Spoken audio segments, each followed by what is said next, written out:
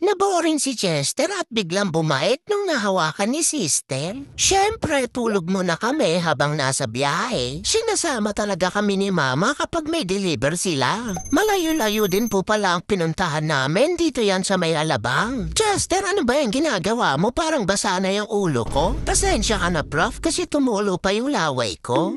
Dahil nga sa haba ng biyahe ay talagang nainip na kami ni Chester. Prof, malapit na ba tayo sa SM? Andito na ata tayo, Chester. Bababa na tayo. Ayan, sa pagmamadali mo, sarado pa pala. May bibilhin sana muna si Mama dito, kaya lang sarado pa pala. Kaya eto, nag-deliver na lang muna kami. Talon na nga ng talon dyan si Chester kasi akala niya makakatakbo na siya. Parang ikaw, Prof, hindi ka excited bumaba? Prof, nawawala na ako ng pag-asa. Uuwi na yata tayo. Magbilang ka na lang ng mga kotseng makakasalubong natin dyan, Chester. Ano pa ba? Nawala na nga kami ng pag-asa dito kasi nga pauwi na kami hanggang sa may dumaan na eroplano. Prof, ayong sumakay sa pakpak ha?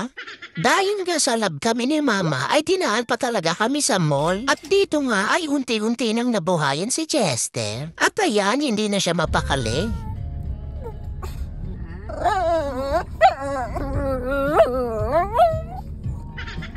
Sabi ko sa'yo, Prof, mag-SM din tayo eh. Iiyak na nga sana ako kanina kaya lang jahe, hindi bagay sa akin.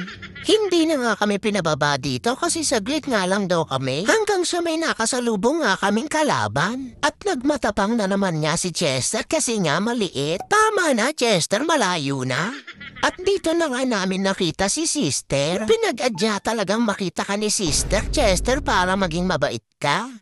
Prof, anong gusto mo? Ililibre kita ngayon? Aba, Chester, ikaw ba yan? Kahit ano na lang, Chester, yung bukal sa loob mo? Sandali lang, Prof, ha? Parang kamukha mo na sa likod natin.